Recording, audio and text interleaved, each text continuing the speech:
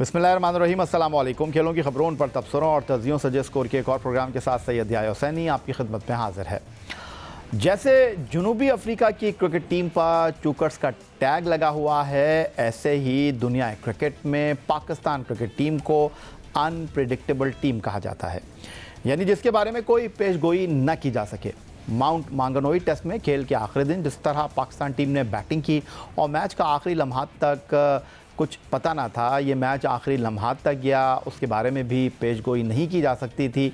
और अब हैगले Oval Christchurch test में भी कुछ ऐसा ही हुआ है। पहली इनिंग में खतरे बेहतर 297 रन बनाने वाली टीम न्यूजीलैंड के खिलाफ बॉलिंग के शोबे में नाकाम नजर आई और हस्बे रिवायत कैच छोड़ने का सिलसिला भी जारी रहा। इसी वजह से न्यूजीलैंड पाकिस्तान के खिलाफ सिर्फ 3 विकेट गंवाकर 286 रन बनाने में कामयाब हो गया और कप्तान केन विलियमसन और हेनरी निकोलस ने मिलने वाले मौक़ों से भरपूर फ़ायदा उठाकर पाकिस्तान को बैकफुट पर धकेल दिया। क्राइस्टचर्च में खेल के दूसरे दिन न्यूजीलैंड ने पहली इनिंग का आगाज़ किया और टॉम लैथन और टॉम बंडल ने मोहतात अंदाज में इनिंग का आगाज़ किया। दोनों के दरमियान 52 रन की शराकत कायम हुई, लेकिन इस शराकत का खात्मा फ़हीम अशरफ ने किया जब बंडल उनकी गेंद पर 16 रन बनाकर LBW हो गए। फिर शाहीन शाह अफरीदी ने टॉम लैथम को 33 और मोहम्मद अब्बास ने जारहा मिजाज रॉस टेलर को 12 रन पर पवेलियन भेजकर कीवी ड्रेसिंग रूम में कुछ बेचैनी पैदा की। लेकिन फिर इसके बाद पाकिस्तानी कोचिंग स्टाफ की वो कारकर्दगी खुलकर सामने आई, जिसकी बदौलत विकेट पर मौजूद कप्तान केन विलियमसन और हेनरी निकोलस 4 मरतबा आउट हुए, लेकिन एक नो बॉल और कैचेस ड्रॉप होने की वजह से उन्हें नई ज़िंदगी मिल गई।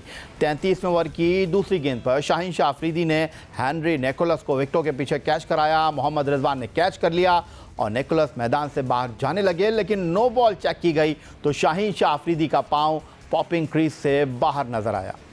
कहानी यही नहीं रुकी, बल्कि 234 के मजमूई स्कोर पर नसीम शाह की गेंद पर जब केन विलियमसन 86 रन बनाकर बैटिंग कर रहे थे तो स्लिप में उनका कैच ड्रॉप कर दिया गया। 265 के मजमूई स्कोर पर केन विलियमसन को एक और मौका मिला जब वो सेंचुरी बना चुके थे तो फ़हीम अशरफ की गेंद पर शाद मसूद ने उनका एक आसान कैच ड्रॉप कर दिया और फिर कप्तान मोहम्मद रिजवान ने भी अपने साथी खिलाड़ियों का भरपूर साथ दिया। नई गेंद मिलते ही शाहीन शाह अफरीदी ने निकोलस को विकेटों के पीछे कैच कराने की कोशिश की, लेकिन मोहम्मद रिजवान ने आसान कैच ड्रॉप कर दिया।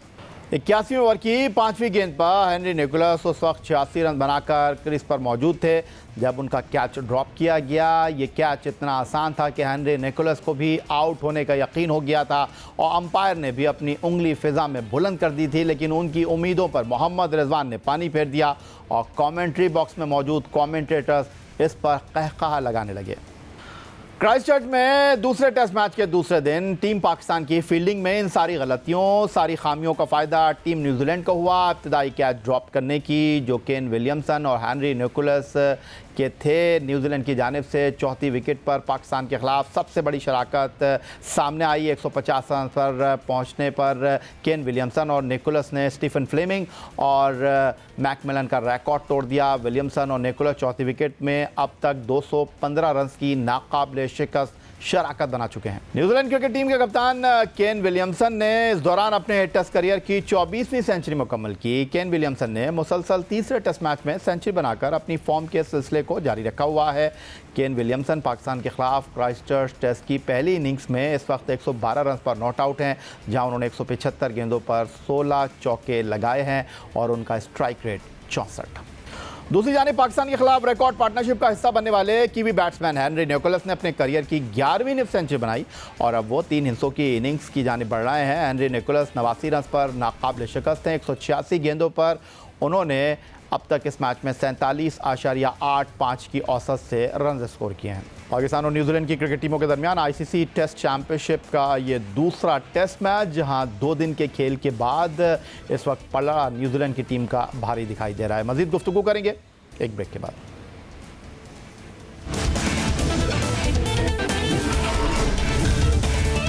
हमारे साथ मौजूद है पाकिस्तान के टेस्ट फास्ट बॉलर सिकंदर बख्श साहब। सिकंदर बख्श साहब, न्यूजीलैंड के खिलाफ 3 टेस्ट इनिंग में हमारे फास्ट बॉलर्स ने अब तक 19 नो बॉल्स किए हैं। नसीम शाह इसमें 16 नो बॉल्स करा चुके हैं। सवाल यह है कि बॉलिंग कोच वकार यूनुस इस सारी सूरत हाल में क्या कर रहे हैं। वैसे मैं आपको ये बता दूं कि वकार यूनुस इस वक्त टीम पाकिस्तान के साथ क्राइस्टचर्च में नहीं है, बल्कि वो सिडनी में अपनी फैमिली के पास हैं। देखिए, ये बड़ी अलार्मिंग चीज़ें बिल्कुल नहीं होना चाहिए।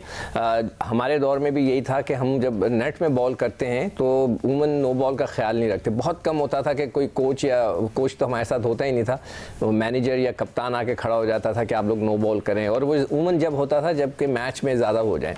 तो ये चीज़ एक बहुत ही नॉर्मल सी और एक बहुत ही बेसिक चीज़ है कि आपको नो बॉल नहीं करना। तो बेसिक चीज़ के लिए आपको चाहिए कि नेट्स के ऊपर एक सख्ती से निगाह रखें। 18 लोग गए हैं पाकिस्तान क्रिकेट बोर्ड में, 18 वो जो कि स्टाफ है, उनमें एक कंडीशनिंग कोच भी है जो कि मैंने आज तक ज़िंदगी में नहीं सुना। मैं कभी पूछूंगा किसी से कंडीशनिंग कोच क्या होता है।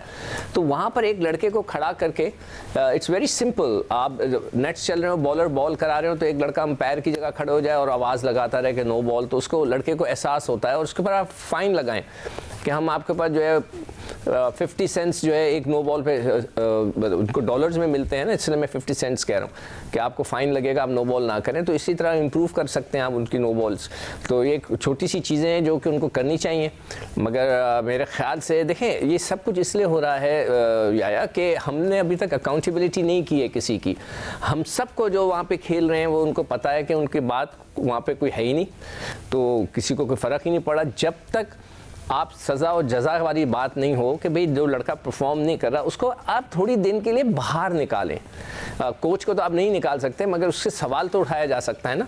क्रिकेट बोर्ड उसको राइटिंग में लिख कर कहे कि भाई इतनी नो बॉल्स हो गई, जो जैसे डेटा आपने निकाला है वो उनके पास भी होगा कि ये क्यों हो रहा है, अगले मैच में नहीं होना चाहिए, हम नज़र रखेंगे आप पर। क्या ऐसी चीज़ें होती हैं? इससे ये एक कॉर्पोरेट सेक्टर है जहाँ पर आपको बड़ी बड़ी तनख्वाहें मिलती हैं जिसके एवज आपने परफॉर्मेंस देनी है। अगर आप डिलीवर नहीं कर रहे तो आप पे सवाल उठना चाहिए। दूसरी जानिब मामला यह है कि पाकिस्तान ने होम सीरीज़ में बांग्लादेश के ख़िलाफ़ एक टेस्ट मैच खेला, 2 टेस्ट मैच श्रीलंका के ख़िलाफ़ खेले, उसके बाद पाकिस्तान ने इंग्लैंड में 3 टेस्ट मैचों की सीरीज़ खेला और ये दूसरा टेस्ट मैच है जो पाकिस्तान न्यूजीलैंड में खेल रहा है। इन 8 टेस्ट मैचों में पाकिस्तान के जो 3 फास्ट बॉलर खेले हैं उनमें शाहीन शाह अफरीदी, मोहम्मद अब्बास और उनके साथ नसीम शाह मौजूद हैं। तो सिकंदर बख्श साहब, मैं आपसे ये सवाल करना चाहता हूँ कि पाकिस्तान टीम मुसलसल 8वें टेस्ट मैच में शाहीन शाह अफरीदी, मोहम्मद अब्बास और नसीम शाह के साथ जो है वो खेल रही है। क्या आपकी नज़र में अब वक्त आ गया है कि बॉलिंग अटैक में तब्दीलियाँ करना ज़रूरी हो गई हैं? नहीं, देखें, अगर ये हमारा बॉलिंग अटैक है और न्यूजीलैंड में ऐसी विकेट पे जहाँ पर गेंद हिलता भी है, हिल भी रहा था, थोड़ा बाउंस भी अगर आप चाहें तो करें, उधर आप आउट नहीं कर सकते, अगर उधर आप पेनिट्रेट नहीं कर सकते तो फिर आप कहाँ करेंगे? आप पाकिस्तान जैसी विकेटों के ऊपर आके तो नहीं कर सकेंगे। क्या आप अभी भी इंतज़ार कर रहे हैं कि कोई गेंद के साथ छेड़छाड़ी हो तो फिर मैं कुछ स्विंग कर सकूँ? हमारे यहाँ जो बेसिक प्रॉब्लम यही है कि जो ये सारे बच्चे हैं ये रिवर्स स्विंग पर ज़्यादा बिलीव करते हैं, तो इसकी वजह से वहाब जैसा इतना बड़ा बॉलर, इतना फास्ट बॉलर, हमारा एक मेन बॉलर है, उसका इतना बड़ा नाम है, वो भी पुरानी गेंद करना पसंद करता है, नया गेंद करने का कोई ख्वाहिशमंद नहीं है। इसलिए कि नए गेंद से आपको आपका नेचुरल जो स्विंग है वो नज़र आता है। आप स्विंग करना जानते होंगे तो उसको स्विंग कर सकेंगे। रिवर्स स्विंग का मतलब है कि आपने गेंद बन गया है, अब आप जो चाहे कर दें। हम अपने खानसामे को भी दे देंगे ना तो वो भी आपको रिवर्स स्विंग करके दे देगा, इसलिए कि वो गेंद बन चुका होता है। उसमें फिर आपकी कोई स्किल्स जो हैं इतने काम नहीं आते। स्किल होता है नए गेंद को स्विंग करना, इसलिए कि नया गेंद जो है वो अपनी मर्जी से जा रहा होता है, उसको कंट्रोल करना और उसको स्विंग करना, अंदर या बाहर करना, दैट इज़ दी स्किल। वो स्किल नहीं है कि रिवर्स स्विंग में गेंद तैयार हो गया रिवर्स के लिए तो आप किसी भी छोटे बॉलर को दे दें। हम जब छोटे छोटे थे, क्लब क्रिकेट खेलते तो हम उस वक्त भी करते थे। तो ये कोई स्किल्स नहीं होते, ये एक गेंद बंधा हुआ है, उसको बस आप फेंकते चले जाओ, उस तरफ जिस तरफ डायरेक्शन देनी है वो चला जाएगा। नया गेंद करना, उसको स्विंग करना, उसको अपनी मर्जी से स्विंग करना स्किल है। तो इन बॉलर्स के पास मुझे लगता है कि शाहीन करता है, बगैर किसी शक के वो बहुत अच्छा बॉलर है। अब्बास अपनी जगह पे गेंद करते हैं, मगर अब्बास के पास पेस ख़त्म हो गई है। उसको 2 गज तो बाहर खड़े होकर खेल रहे हैं लोग, तो उसका मतलब है कि उसके पास पेस ही नहीं है। उसकी लेंथ अच्छी है इसलिए वो ऊपर जाके खड़े होकर, उसके पास स्पीड नहीं है जिसकी वजह से उनको शॉट ऑफ लेंथ बॉल नहीं कर सकता कि कोई गोली की तरफ बाउंसर करे तो वो लड़का पीछे जाए, वो हो ही नहीं रहा।